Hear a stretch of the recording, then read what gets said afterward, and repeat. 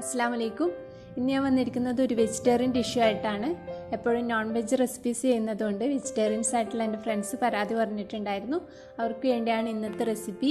Easy and tasty vegetable kurma. ബ്രേക്ക്ഫാസ്റ്റിനും ഡിന്നറിനൊക്കെ പറ്റി ടേസ്റ്റി ആയിട്ടുള്ള ഒരു കുറുമയാണ്. എല്ലാവരും ഒന്ന് ട്രൈ ചെയ്ത് നോക്കൂ. അപ്പോൾ നമുക്ക് എങ്ങനെയാണ് ഉണ്ടാക്കുന്നതെന്ന് നോക്കാം. അതിനു മുന്നേ നിങ്ങൾ എൻ്റെ ചാനൽ ആദ്യമായിട്ടാണ് കാണുന്നെങ്കിൽ ഒന്ന് സബ്സ്ക്രൈബ് ചെയ്ത് സപ്പോർട്ട് ചെയ്യണേ, മറക്കരുതേ. ആദ്യം ഒരു പാൻ ചൂടാക്കി അതിലേക്ക് 2 ടേബിൾ സ്പൂൺ വെളിച്ചെണ്ണ ഒഴിച്ചു കൊടുക്കാം.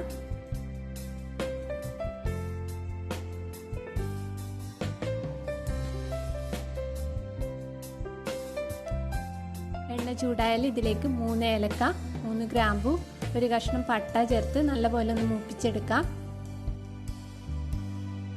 ഇതിലേക്ക് 1 ടീസ്പൂൺ വീതം ഇഞ്ചി വെളുത്തുള്ളി ചതച്ചത് ചേർത്ത് കൊടുക്കാം. ഇതിൻ്റെ പച്ചമണം മാറിക്കിട്ടണം. നല്ലപോലെ ഒന്ന് വഴറ്റിയെടുക്കാം. ഇനി ഇതിലേക്ക് 1 സവാള അരിഞ്ഞതും 5 പച്ചമുളക് നീളത്തിലരിഞ്ഞതും ചേർത്ത് നല്ലപോലെ ഒന്ന് വഴറ്റിയെടുക്കണം.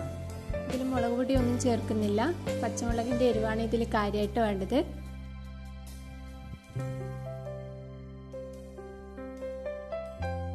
നല്ലപോലെ ഒന്ന് വഴറ്റിയെടുക്കാം.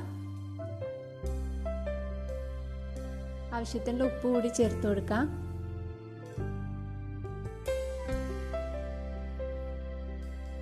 സവാള നല്ലപോലെ വഴന്നു വന്നിട്ടുണ്ട്. ഇനി ഇതിലേക്ക് വെജിറ്റബിൾസ് ചേർത്ത് കൊടുക്കാം. ഞാൻ ഇവിടെ ഒരു മീഡിയം ക്യാരറ്റും 1 ഉരുളക്കിഴങ്ങ്, 1/2 cup green peas, frozen green പീസാണ് എടുത്തത്. ഇതാണ് ചേർത്ത് കൊടുക്കുന്നത്. നിങ്ങൾക്ക് വേണമെങ്കിൽ കോളിഫ്ലവറും ബീൻസും ഒക്കെ ചേർത്ത് കൊടുക്കാം. സാധാ ഗ്രീൻ പീസാണ് ചേർക്കുന്നതെങ്കിൽ സെപ്പറേറ്റ് വേവിച്ചിട്ട് ചേർത്ത് കൊടുക്കണം. നല്ലപോലെ ഒന്ന് മിക്സ് ചെയ്തെടുക്കാം.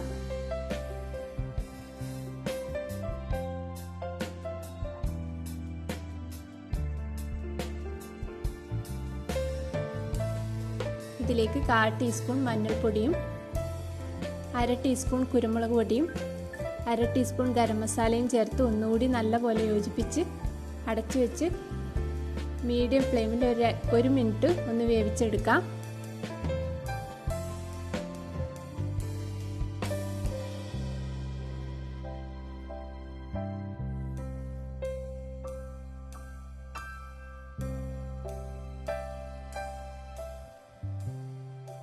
ഇനി ഇതിലേക്ക് തേങ്ങയുടെ 2ാം പാല് ചേർത്ത് കൊടുക്കണം.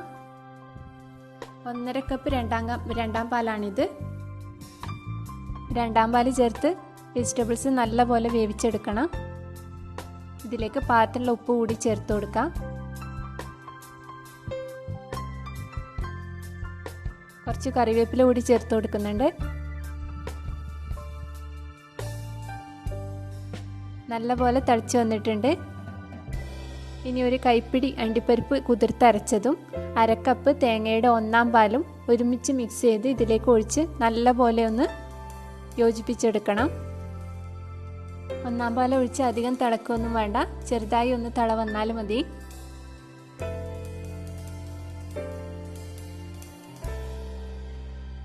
എരിവ് നോക്കിയിട്ട് വേണമെങ്കിൽ കുറച്ചുകൂടി കുരുമുളക് പൊടി ചേർത്ത് കൊടുക്കാം.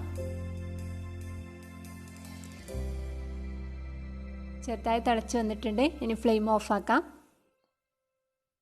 ഇനി ഇതിലേക്ക് അല്പം വെളിച്ചെണ്ണയും കറിവേപ്പിലയും ചേർത്ത് അടച്ചു വെക്കാം. നല്ല ടേസ്റ്റി ആയിട്ടുള്ള വെജ് കുറുമ റെഡി ആയിട്ടുണ്ട്. ഇന്നത്തെ റെസിപ്പി എല്ലാവർക്കും ഇഷ്ടമായെന്ന് കരുതുന്നു. എല്ലാവരും ഒന്ന് ട്രൈ ചെയ്ത് നോക്കുക. ഇഷ്ടമായെങ്കിൽ ലൈക്ക് ചെയ്യാനും ഷെയർ ചെയ്യാനും കമൻറ്റ് ചെയ്യാനും ചാനൽ സബ്സ്ക്രൈബ് ചെയ്യാനും മറക്കരുത്. വീണ്ടും നല്ലൊരു റെസിപ്പി ആയിട്ട് വരാം. താങ്ക്